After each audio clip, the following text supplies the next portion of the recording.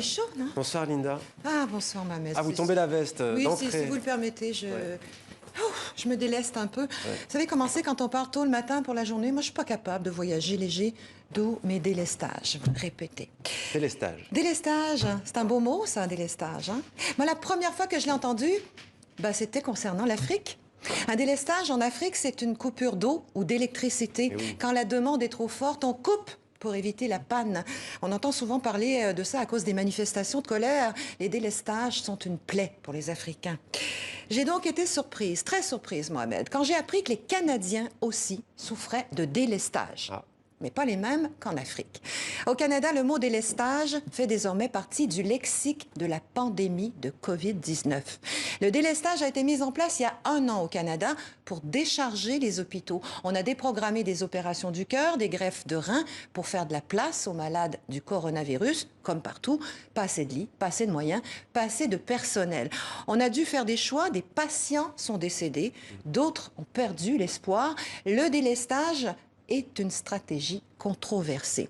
Mais ce qui est curieux, c'est qu'avant la pandémie, le mot délestage n'avait rien à voir avec tout ça. Nos dictionnaires le définissent comme l'action de délester, de décharger de son lest, de son poids. On déleste un navire, on déleste le carburant d'un avion, on déleste une route en travaux, en détournant le trafic. Vous savez d'où vient l'expression « jeter du lest » ? Ouais. De la montgolfière. Ah. Les aéronautes jetaient des sacs de sable par-dessus la nacelle pour que le ballon s'élève. Jeter ou lâcher du lest, c'est mettre de l'eau dans son vin, c'est faire des concessions. Au figuré, délester quelqu'un, c'est aussi le déposséder. Moi, tout à l'heure, de mon manteau, mais aussi voler quelqu'un. Il s'est fait délester de son portefeuille.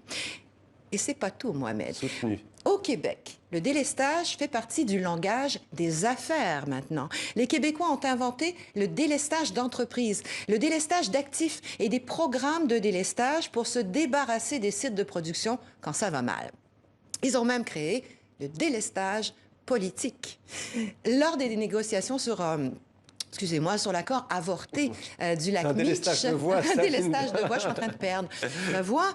Lors des négociations sur l'accord du lac Meech en 87, accord qui a avorté, des Québécois ont soupçonné le Canada anglais de vouloir le délestage du Québec en dehors de la Fédération canadienne. C'est pas étonnant qu'avec une telle vitalité, le mot délestage au Canada ait investi le milieu hospitalier. Il l'avait fait d'ailleurs avec l'épidémie de grippe H1N1 en 2009. La suite, vous la connaissez maintenant.